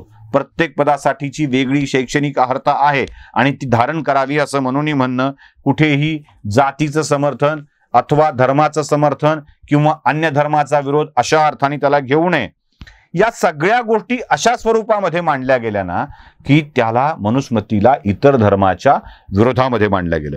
आणखी एक श्लोक आहे तो बघा जरा. या श्लोकाचा अर्थ काय? ज्या अपराधासाठी सामान्य व्यक्तीला 1 पण दंड करावा त्याच अपराधासाठी राजाला 1000 पण दंड करावा. आता ह्याच्यात काय सांगितलं गेलं की तो राजा ब्राह्मणाला देव की समुद्रात फेकून देव की नदीत फेकून देव की पाण्यात फेकून देव? अरे काय, कुठे आहे तो? पाण्यात फेकून देव असा उल्लेख नाही, ब्राह्मणाला दान करू असा उल्लेख नाही. कसा राजाला किती दान करावं एवढाच त्याच्यात उल्लेख आहे. जोडायचा अर्थ मनाने जोडायचा, अशा स्वरूपाच्या गोष्टी मनुस्मृतीच्या माथी मारायच्या आणि मनुस्मृती सर्व धर्माच्या विरोधात आहे असं सांगायचं. आता एक अजून एक आहे बघा, म्हणजे एक श्लोक सांगितला जातो, अग्रत चतुरो वेदा पृष्ठत सचरम धरू इदम शास्त्रम इदम क्षात्रम शापादपि शरादपि हा सांगितला जातो. म्हणजे ब्राह्मणांना आवश्यक त्यावेळी शस्त्र घ्यायचा अधिकार म्हणून दिलेला आहे अशा अर्थाचा एक श्लोक सांगितला जातो. त्याचा आधार घेऊन म्हणजे इदम शास्त्रम इदम क्षात्रम शापादपि शरादपीचा अर्थ आधार घेऊन हे वाक्य मनुस्मृतीत सांगितलं जातं. तो श्लोक कोणता आहे बघा, 8व्या अध्यायातला 348वा श्लोक आहे. दुराचारी लोकांमुळे, पुन्हा कृतीचा संदर्भ आहे, इथे वृत्तीचा संदर्भ नाही, जातीचा संबंध नाही, वर्णाचा संदर्भ नाही. दुराचारी लोकांमुळे धर्माचरणाला अडथळा येत असेल त्यातील धर्माचरण म्हणजे नीतीनं वर्णन, धर्माचरण म्हणजे धर्माचा जातीचा नाही, नीती, धर्म म्हणजे नीती, नीतीनं वर्तन आहे, किंवा अंधाधुंदी माजून राष्ट्रावर संकट येत असेल तर सर्व वर्णीयांनी शस्त्र हाती घेऊन त्याचा प्रतिकार करावा.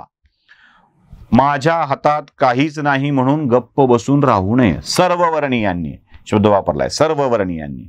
ब्राह्मणांनी हाती घ्यावी असं नाही म्हटलेलं, पण तरीही मनुस्मृतीविषयी वेगवेगळे अपप्रचार पसरून ती अमुक धर्माच्या विरोधात होती, ती स्त्रियांच्या विरोधात होती, ती ब्राह्मणांच्या समर्थनात होती, ती शूद्रांच्या विरोधात होती, अशा स्वरूपाची भांडणं लावली जातात. यातल्या अधिकाधिक गोष्टी जितक्या समोर येतील तितक्या आपल्या समोर पुन्हा पुन्हा मांडण्याचा प्रयत्न करत आहे. माझाही अभ्यास चालू आहे, त्यामुळं खंडखंडामध्ये जे जे काही लक्षात येईल ते पुन्हा आपल्या समोर मांडेल. ही एकूणच मालिका कशी वाटली ते नक्की कळवा. भारतीय जीवन पद्धती, खास करून हिंदू जीवन पद्धतीमध्ये सातत्यानं धार्मिक जातीय उन्माद आढळतो का? सातत्यानं दलित समाजाला उपेक्षित ठेवल्या गेलं आहे का? हे प्रश्न सतत विचारले जातात. हिंदूंवरती आघात करणारी मंडळी दलितांना नीट वागवलंच गेलं नाही असा आरोप करत राहतात. खरंच दलितांना नीट वागवलं गेलं आहे का हा प्रश्न नेहमीच पडतो. हिंदूंवरती आघात करताना अशा स्वरूपाचे प्रश्न विचारत ब्राह्मण जातीला लक्ष्य करून सातत्यानं टीका केली जाते. याविषयी आपण सतत बोलत राहणार आहोत. मागही केलं होतं आणि मी तुम्हाला विचारलं होतं की या विषयावर काही बोलणं अपेक्षित आहे का. तेव्हा अनेकांनी मला सांगितलं की यात आलं पाहिजे, म्हणूनच हा विषय मांडण्यासाठी मी आपल्या समोर आलेलो आहे. मी मागच्या एका व्हिडिओमध्ये काही संदर्भ दिले होते. अगदी हिंदू जीवन पद्धतीचा विचार केला तर ज्या धर्मग्रंथांच्या आधारावर हिंदू जीवन पद्धती आपलं आयुष्य व्यतीत करते आहे त्या सगळ्यांचा विचार केला तर ती कोण आहेत हे बघितलं पाहिजे. सगळ्यात पहिल्यांदा महर्षी वेदव्यासांचा विचार येतो की ज्या वेदव्यासांच्या रचनेवरती म्हणजे गजाननाच्या आज्ञेनी महर्षी वेदव्यासांनी जे लिहिलं त्या वेदांच्या आधारावर, त्या महाभारताच्या आधारावर हिंदू जीवन पद्धती असते असं म्हटलं जातं. ते महर्षी वेदव्यास ब्राह्मण नव्हते, पुढे वर्णानी ब्राह्मण झाले, कर्मानी ब्राह्मण झाले. ते महर्षी वेदव्यास हे कोळी होते हे किती लोकांना ठाऊक आहे. महर्षी वाल्मिकींनी रामायण लिहिलं, जी कथा रामायण आणि महाभारताच्या कथा हिंदू जीवन पद्धतीमधल्या एक आदर्शवत कथा आहे. व्यासोच्छिष्टम जगत सर्वम असं म्हटलं जातं, म्हणजे हे जगातलं संपूर्ण ज्ञान ही व्यासाची उष्टावळ आहे असं म्हटलं जातं. आता असलेलं नव्याने मांडत असलेलं ज्ञान म्हणजे मी जे बोलतोय ती सुद्धा व्यासाची उष्टावळच आहे असं म्हटलं जातं. कोणीही नवं काही सांगितलं तर ते व्यासाने लिहिलेलं असतं असंही बोललं जातं. ते महर्षी वेदव्यास, महर्षी वाल्मिकी ब्राह्मण नव्हते, जन्मानी ब्राह्मण नव्हते, ते कर्मानी महर्षी झाले हे विसरून चालणार आहे. याच महाभारतामधल्या आणि रामायणामधल्या दोन कथांचा संदर्भ देऊन हिंदूंनी हिंदू जीवन पद्धतीमध्ये कसा अन्याय झाला दलितांवरती हे सांगितलं जातं, शूद्रांवरती कसा अन्याय झाला हे सांगितलं जातं.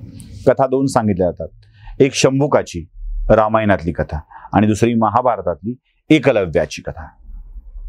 मुळात उत्तर रामायणात आलेली ही शंभुकाची कथा मला मुळातच फेक आणि घुसळलेली वाटते.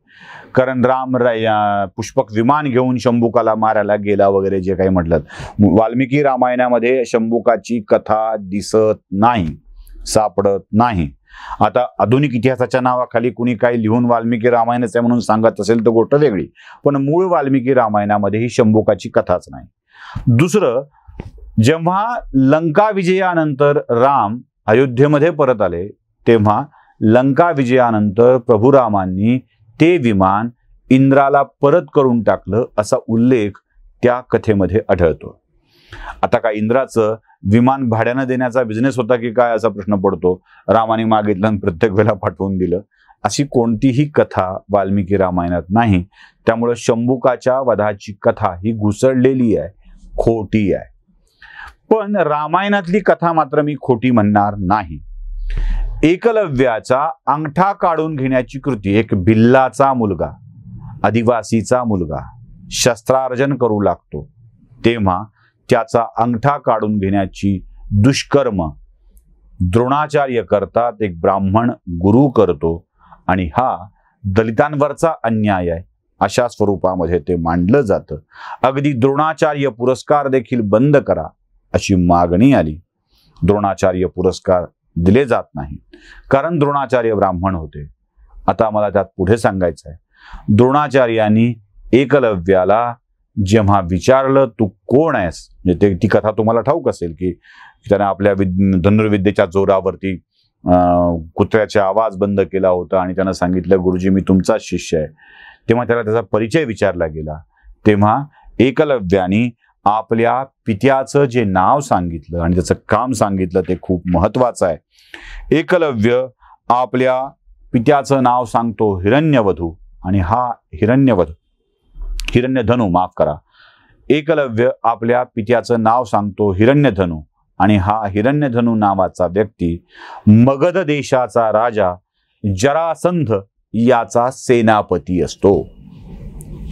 प्रश्न पहिला, हिरण्यधनू दलित होता, आदिवासी होता आणि तो मगध देशाच्या राजाचा सेनापती होता. इट मीन्स आदिवासी असलेल्या व्यक्तीला सेनापती होता येत होतं. जर तो आदिवासी आहे हे मान्य केलं तर सेनापती होता येत होतं. दुसरी गोष्ट, एखाद्या आपल्या राजाच्या विरोधातल्या राज्याच्या सेनापतीचा मुलगा शस्त्रसंपन्न होण्याची मागणी करतो आहे आणि त्याला त्याच्या गुरूंनी शस्त्रसंपन्न केलं तर ते आपल्या राजाच्या अंगलट येण्याचीच जास्त शक्यता असते. त्यामुळे विरोधी राज्यातल्या एखाद्या सेनापतीच्या मुलाला शस्त्रसंपन्न करण्याचा मूर्खपणा कोणताही गुरु करणार नाही, जो मूर्खपणा द्रोणाचार्यांनी करणं टाळलं. आपल्या राजाची चिंता वाहणं म्हणजे आपल्या क्षत्रिय राजाची चिंता वाहणं हे ब्राह्मणाचं कर्तव्य होतं, ब्राह्मण गुरुचं कर्तव्य होतं आणि ते त्यांनी पार पाडलं. आता यासाठी स्वतःवर पक्षपाती असल्याचा ठपका देखील ठेवून घेतला. आता जर थोडंसं आधुनिक संबंधानं याच्याकडे आपण बघूया. आधुनिक संबंधांनी यासाठी बघितलं पाहिजे की समजा भारताचे लष्कर प्रमुख आहेत आणि लष्कर प्रमुखांच्या ताब्यामध्ये अण्वस्त्र आहेत, पण ही अण्वस्त्र चालवण्यासाठीची परवानगी ही लष्कर प्रमुखांच्याकडे नसते, ती भारताच्या राष्ट्रपती आणि पंतप्रधानांच्याकडे असते. म्हणजे चिनी लष्कराचे प्रमुख म्हणून राष्ट्रपती असतात, त्यांच्याकडे ती असते, पंतप्रधानांच्याकडे असतं. अण्वस्त्राचं बटन आपण जे गमतीत म्हणतो की सगळे न्यूक्लिअर वेपनचं बटन जे असतं ते प्रेसिडेंटकडं म्हणजे पंतप्रधानांच्याकडे असतं. अमेरिकेतही असंच आहे. लष्कर प्रमुखाकडे नसतं, ते राष्ट्रप्रमुखाकडे असतं, राजाकडे असतं. कोणती अस्त्र आपल्या सेनापतींच्याकडे असावी आणि ते चालवण्याची परवानगी राजाकडे असावी यासाठीचे नियम आहेत. सगळीच अस्त्र जर सैन्याकडे देऊन टाकली तर उद्या सैन्य तेच अस्त्र आपल्या राजाविरुद्ध चालवल्याशिवाय राहणार नाही. याचा दुष्परिणाम कुठे कुठे होतो आपण बघितलाय. पाकिस्तानामध्ये किती वेळेला लष्करानं पाकिस्तानातील लोकशाहीची सत्ता उलथवून टाकली आहे. म्हणजे नवाज शरीफ, बेनजीर भुट्टो या सगळ्यांनाच लष्करानं उलथवून टाकलेलं आहे. अगदी जुल्फिकार अली भुट्टो या सगळ्यांना, काही जणांना तर फाशी देण्याचं काम सुद्धा पाकिस्तानी लष्करानं केलेलं आहे. जेव्हा सत्ता अस्त्र लष्कराच्या हाती सुपूर्द होतात, ते वापराचे अधिकार लष्कराच्या हाती सुपूर्द होतात, तेव्हा लष्कर राजावरती हावी बनतं, हे आपण बघितलेलं आहे. त्यामुळं ब्रह्मास्त्रासारखी अस्त्र त्यावेळी असतीलच तर ती ब्रह्मास्त्रासारखी परिणामकारक लक्ष भेदणारी अस्त्र ही कोणाच्या हातामध्ये असावी याचे काही नियम असतील. सेनापतीच्या, सैन्याच्या हातामध्ये ती कशी असली पाहिजे. जर भेदक संहारक अस्त्र असतील तर ती क्षत्रियाच्याच हाती असावीत असं द्रोणाचार्यांना वाटत असावं. म्हणूनच द्रोणाचार्यांनी ती विद्या फक्त क्षत्रियाला शिकवली. द्रोणाचार्यांनी फक्त ब्राह्मणाला शिकवली असं नव्हे, क्षत्रियाला शिकवली. कारण काही विशिष्ट अस्त्र क्षत्रियाच्या हातामध्ये असली पाहिजे. यात अर्धाच भाग सांगून द्रोणाचार्यांना खलनायक ठरवल्या गेला. जे परशुरामाच्या विषयामध्ये झालं तेच द्रोणाचार्यांच्या विषयामध्ये झालं. जरा पुढे जाऊया आपण. वेदव्यास, वाल्मिकी यांनी जे जे धर्मग्रंथ रचले ते हिंदू धर्माचा पाया ठरले आणि हे ऋषी ब्राह्मण नव्हते हे आपण जसं ओळखतो तसं हिंदू धर्मातली जी दोन प्रमुख दैवत आहेत, रामकृष्ण हरी, रामकृष्ण हरी याचा जप आमचा वारकरी संप्रदाय सतत करत असतो. षडाक्षरी मंत्र आहे तो आमच्या आनंदाचा, आमच्या ह्याचा समाधानाचा. तर हा रामकृष्ण हरी मंत्र म्हणजे राम आणि कृष्ण ही दैवत ब्राह्मणांचं प्रतीक अजिबात नाही आहे, ते क्षत्रियांचं प्रतीक आहे. म्हणजे क्षत्रियां म्हणजे जाती न पूछो साधू की असं म्हटलं जातं. पडा रहन दो म्यान, मोल मोल करो तलवार का, ही तुम्हाला माहित असेल हे सगळं. म्हणजे अगदी जातीनं पूछो साधू की पडा रहन दो म्यान, मोल मोल करो तलवार का, पडा रहन दो म्यान हे आधुनिक काळातलं म्हणजे अगदी अलीकडच्या काळातलं आहे. पण त्याही आधी म्हणजे 700 वर्ष आधी ज्या भगवद्गीतेच्या आधारावर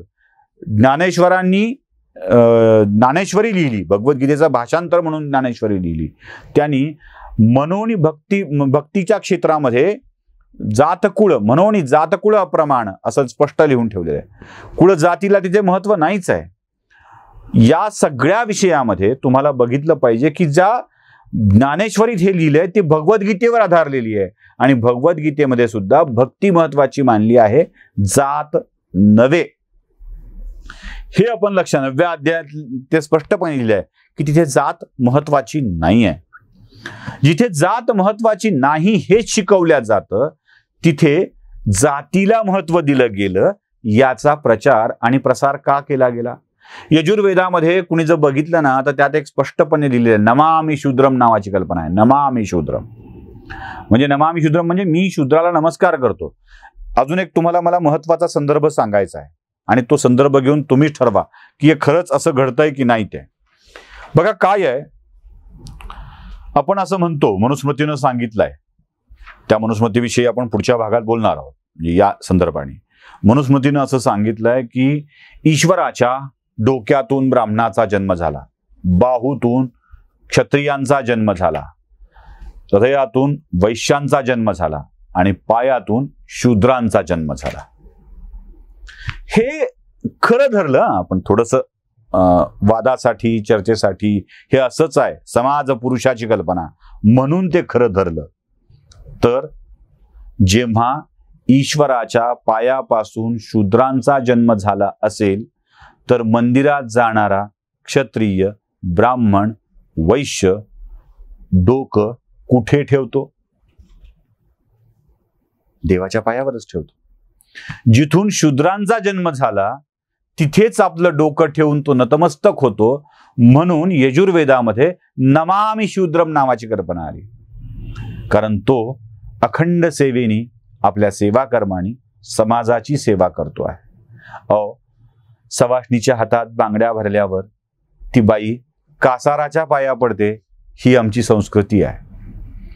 कारण वेगवेगळ्या मार्गाने हा सवाष्णीचा चुडा असाच तू माझ्या हातात भरत राहा बाबा, म्हणून ती बाई कासाराच्या पाया पडते, ही आमची संस्कृती आहे. काही नियम हे जगण्याचे नियम म्हणून आखण्यात आले आणि त्याला ब्राह्मणी वर्चस्व किंवा वर्णवर्चस्व म्हणून मानलं गेलं आणि त्या स्वरूपामध्ये आम्हाला बदनाम करण्याचा प्रयत्न झाला.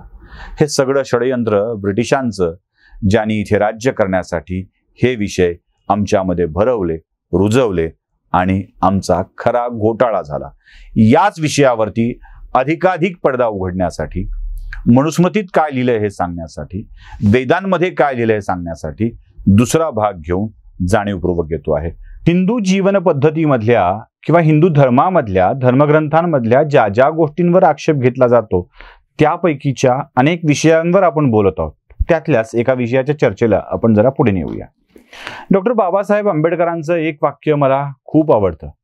ते म्हणतात, माणसाच्या स्पर्शानं विटाळलेली माणसं जनावराच्या मूत्रानं पवित्र कशी होतात? बाबासाहेबांचा हा प्रश्न खरंच विचार करायला लावणार आहे. असं खरंच होतं का की माणसांच्या स्पर्शानं विटाळ माणसांनाच होऊ शकतो असं आमचा धर्म सांगतो का? आमच्या धर्मग्रंथांमध्ये हे आहे का? असंच काही घडत आलेलं आहे का?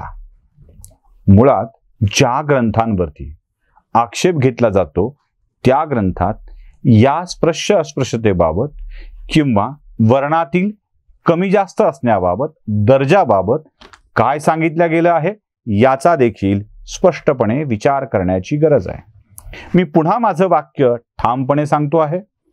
गल्लाभरू आणि पोटभरू मंडळींनी धर्मग्रंथांचा हवा तसा अर्थ स्वतःच्या स्वार्थासाठी सांगून अर्थार्जन केलेलं असेल तर मग मात्र असा घोटाळा होण्याची शक्यता असते. चला जरा आपण धर्म आणि धर्मग्रंथ काय म्हणतात ते नीट बघूया. कुठल्याही धर्मग्रंथात, अगदी कोणत्याही, म्हणजे आजकाल कुणी आधुनिक इतिहासाच्या नावाखाली काहीतरी विषय सांगत असतो, म्हणजे हे विटाळ शिवाशिवाय ते छुता आहे असलं काही सांगत असतो. ते आधुनिक इतिहास हा नवा विस्मयकारी शब्द जरा बाजूला ठेवून मी तुम्हाला सांगतो, कोणत्याही धर्मग्रंथामध्ये अशी अस्पृश्यता, भेदाभेद, मंगळ अमंगळाची संकल्पना व्यक्ती, वर्ण, जात, जन्म यावर आधारित नाही. ती कशावर आहे? एका विशिष्ट भागामध्ये सोहळं म्हणजे काय ते देखील आपण स्पष्ट करणार आहोत. याला शुद्धतेची, मांगल्याची कल्पना काय ते देखील स्पष्ट करणार आहोत. याआधी देखील एक भाग केलेला आहे. भगवान श्रीकृष्ण विदुराच्या घरी जेवायला जातात. विदुर एका दासीपुत्र त्याच्या घरी जेवायला जातात. देव दासीपुत्राच्या घरी जेवायला जातो. भगवान श्रीराम शबरीचे उष्टे बोरे खातात. शबरी अनुसूचित जमाती म्हणजे आदिवासी स्त्री जिच्या घरी भगवान श्रीराम बोरं खायला जातात. एवढंच नाही तर गोड आहेत की नाही कळावं यासाठी शबरीनी चाकलेली उष्टी बोरं सुद्धा खातात. हे आमच्या धर्मातली आदर्श उदाहरण आहेत.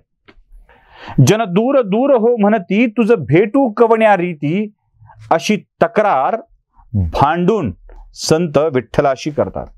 अहो आमचा विठ्ठल चक्क कान्होपात्रेच्या मदतीला जातो. कान्होपात्रा तर गणिका होती, वेश्या होती, तिच्याही मदतीला जातो आणि ती सुद्धा किती आर्त हाक मारते हो, किती आर्त हाक. हरिणीचे पाडस व्याघ्रे धरी येले मज लागी झाले तैसे आता नको देवराया अंत आता पाहू प्राण हा सर्वथा फुटोप आहे. आणि विठ्ठल तिच्या मदतीला जातो. देव गणिका बघत नाही, वेश्या बघत नाही, दासी बघत नाही, जात बघत नाही, वर्ण बघत नाही, तो त्याच्या मदतीला जातो. पण जिथे संतांची तक्रार आपण बघितली, जन दूर दूर हो म्हणती तुझं भेटू कवण्या रीती, ही तक्रार करण्याची वेळ का आली? तक्रार करण्याचा अधिकार आहे हे उत्तम, पण तक्रार करण्याची वेळ का आली याचा विचार मात्र झाला पाहिजे. ही तक्रार करण्याची वेळ ज्या धर्मग्रंथांवर आली, धर्मग्रंथांमधून आली असा जे दावा करतात त्यांना मला सांगायचं आहे, ना रामायण, ना महाभारत, ना पुराण, ना वेद, ना उपनिषद कुठल्याही धर्मग्रंथामध्ये असं सांगितलेलं नाही. मी यजुर्वेदातलं नमामि शूद्रमचं उदाहरण या आधीच्या भागामध्ये सांगितलं आहेच आहे. अगदी ज्या मनुस्मृतीवर वर्णव्यवस्था सांगितल्याचा आरोप केला जातो त्या मनुस्मृतीमध्ये सुद्धा असं वर्णाच्या आधारावर कुणाला कमी लेखावं अथवा त्याचा दर्जा कमी असावा असं सांगितलेलं नाही. उलट मनुस्मृती परस्परांचा सन्मान ठेवण्याविषयी सूचित करते आहे. आता तुम्हाला स्क्रीनवर 3ऱ्या अध्यायातला एक श्लोक दिसतोय. त्या श्लोकाचा अर्थ काय जरा नीट समजून घ्या. बघा, तो संस्कृत श्लोकाचा अर्थ असा आहे, वैश्य व शूद्र अतिथी म्हणून दोनच वर्ण वापरलेली आहे तिथे, वैश्य आणि शूद्र. क्षत्रिय नाही वापरला, त्याचं कारण क्षत्रिय हा पालनकर्ता असतो, रक्षणकर्ता असतो, म्हणून तो जात नाही. वैश्य आणि शूद्र अतिथी म्हणून ब्राह्मणांच्या घरी आल्यास स्वतःचे भोजन होण्याआधी घरातील मंडळींच्या सोबत त्यांना प्रेमाने जेवू घालावे. हे मनुस्मृती सांगते आहे. कुठे आहे शूद्राबद्दल असन्मानाची भावना? मग कोण आणली हो ही? कुठून आली ही भावना? याचा विचार करण्याची गरज आहे. जे मनुस्मृतीचे समर्थक आहेत त्यांनी हा विचार करण्याची गरज आहे. पुढचा श्लोक तर खूप महत्वाचा आहे हो. सलग एका पाठोपाठ एक 2 श्लोक तुम्ही बघताय मनुस्मृतीचे, त्यात लिहिलेली आहेत आणि त्याचा अर्थ फार उत्तम आहे. बघा ते काय म्हणतायत, शब्द फार कठीण आहेत. मनुस्मृती काय सांगते नीट बघा. अतिथी, आई वडील, नौकर चाकर, म्हणजे मुद्दाम शब्द वापरतो मी, नौकर चाकर यांच्या आधी जो जेवण घेतो त्याचा दोष जात नाही. स्वतःचा मृतदेह कुत्री व गिधाडे फाडून खात असतात हे त्यांच्या लक्षातच येत नाही. किती कठोरपणे मनुस्मृती हा विषय सांगते आहे हे आपल्या लक्षात यायला पाहिजे. नुसतं एवढ्यावरच थांबत नाहीये काम, पुन्हा अजून काही श्लोक तुम्हाला बघायचे आहे. मनुस्मृती श्रेष्ठत्वाचे निकष सांगते आहे. काय आहेत मनुस्मृतीचे श्रेष्ठत्वाचे निकष? ब्राह्मणांच्या घरी म्हणजे एखाद्या घनपाठी वेदपाठी ब्राह्मणाच्या पोटाला जन्माला आला म्हणून तो श्रेष्ठ असं मनुस्मृती म्हणत नाही. मनुस्मृती काय सांगते आहे तो श्लोक स्क्रीनवर दिसतोय, तो बघा, वाचा. मी त्याचा अर्थ तुम्हाला सांगतोय. मनुचे श्रेष्ठत्वाचे निकष काय आहेत? न्यायाने मिळवलेली संपत्ती. बघा, न्यायाने हा शब्द आहे. न्यायाने मिळवलेली संपत्ती, त्याहूनही जास्त नातेसंबंध, त्याहूनही जास्त वय आणि त्यापेक्षाही मोठं कर्तृत्व आणि त्याही पेक्षा अधिक विद्या, या गोष्टीने सन्मान प्राप्त होतो. याने श्रेष्ठत्व वाढत जाते. म्हणजे संपत्तीपेक्षा श्रेष्ठ नाते, नात्याहून वय, वयापेक्षा कर्तृत्व, त्याही पेक्षा विद्या. हे महत्वाचं आहे आणि त्याच्या पुढचा भाग खूप महत्वाचा आहे. एखादा शूद्र वयोवृद्ध असेल तर तो सन्मानास पात्र आहे. वयोवृद्ध असेल तर वय, आणि वरील गुण म्हणजे जे सगळे मी सांगितले, विद्या, अनुभव, वय, ज्याच्याकडे आहेत तो कोणत्याही वर्णाचा असेल तरी त्याला श्रेष्ठ समजावा. अल्प, आता पुढचा आणखी एक श्लोक तुम्ही बघताय, त्यात स्पष्टपणे दिसतंय की ज्याच्याकडं विद्या आहे तो त्या आपल्याकडं असलेल्या विद्येपैकी सगळी किंवा अल्पस्वरूपाची विद्या याना त्या कारणानं आवश्यकतेप्रमाणे दुसऱ्याला देईल तेव्हा तो गुरु होतो. मग या विद्येत इहलोकीच्या सर्व विद्या आल्या, कलागुण आले, अगदी मातीकाम करणं आलं, चामडं कमावणं आलं, सगळं आलं. जो ही विद्या देईल तो गुरु आहे, तो कोणत्याही वर्णाचा असेल तरीही. इथे शूद्राने दिलेली, क्षत्रियानं दिलेली, ब्राह्मणानं दिलेली विद्या असं म्हटलेलं नाहीये. आणि मुळातच ब्राह्मण याचा अर्थ द्विज असा सांगितला आहे. द्विज या शब्दाचा अर्थ होतो दुसरा जन्म, आणि हा दुसरा जन्म कधी होतो? विद्येच्या प्राप्तीनंतर. मनुष्याला त्याच्या लैंगिक भावनेमुळं, म्हणजे माता पित्याच्या लैंगिक भावनेमुळं जन्म मिळतो. हा जन्म पहिला, आणि त्याला ज्ञान मिळालं की तो द्विज होतो. हा जन्म दुसरा. जो द्विज होतो तोच खरा ब्राह्मण, कारण त्याला ब्रह्माची जाणीव झालेली असते. आता हे विसरून जाऊन ज्यानी कुणी ब्राह्मणाच्या पोटाला आलेला ब्राह्मण असं म्हणून ही वर्णव्यवस्था जोपासली, तो दोष त्या काळातील व्यक्तीचा आहे, हिंदू धर्मग्रंथांचा नव्हे. हिंदू धर्मग्रंथामध्ये कुणालाही कमी लेखण्याची अथवा एखाद्याला अवमानित करण्याची तरतूद ना न्याय सांगणाऱ्या ग्रंथात झाली आहे, ना धर्म सांगणाऱ्या ग्रंथात झाली आहे, ना ज्ञान सांगणाऱ्या ग्रंथात झाली आहे. यजुर्वेदातलं पुन्हा एकदा आठवण करून देतो, नमामि शूद्रम हे प्रकरण आपण सगळ्यांनी तपासून बघितलं पाहिजे. ज्यांना कुणाला असं वाटतं की हिंदू धर्माने अन्याय केला आहे त्यांना ते चुकीचं वाटतंय. मी सांगतोय ती श्लोक खूप त्रोटक घेतोय. पुढच्या कुठल्या भागामध्ये याविषयीचा अधिक तपशीलवार माहिती मी सांगायला तयार आहे. यात माझी विनंती एवढीच आहे की एकेका भागावरून दुसऱ्या भागाचा प्रतिवाद करण्यासाठी येऊ नका. जेव्हा पूर्ण भाग होतील, मी 18-19 भाग या विषयात करायचा प्रयत्न करणार आहे, जेव्हा होतील तेव्हाच आपण या विषयामध्ये भाष्य करायला यावं. हा भाग कसा वाटला ते नक्की कळवा. आपल्या प्रतिक्रिया खूप आवश्यक आहेत. यावरची चर्चा घडणं देखील आवश्यक आहे. अनेकांना असं वाटत असेल की मनुस्मृती कुठला कशा स्वरूपाचा ग्रंथ आहे, त्यांनी हा ग्रंथ नक्की अभ्यासावा. मी हे सगळे संदर्भ वेगवेगळ्या ग्रंथातून वाचून घेतो आहे. हा संग्रह आहे, हे स्वतःची बुद्धी नव्हे, हेही तुम्हाला नम्रपणे मला सांगायचं आहे. कसं वाटलं ते नक्की कळवा. आवडलं असेल तर शेअर करा, लाईक करा, सबस्क्राईब करायला विसरू नका आणि बेल आयकॉन दाबायला विसरू नका. नमस्कार.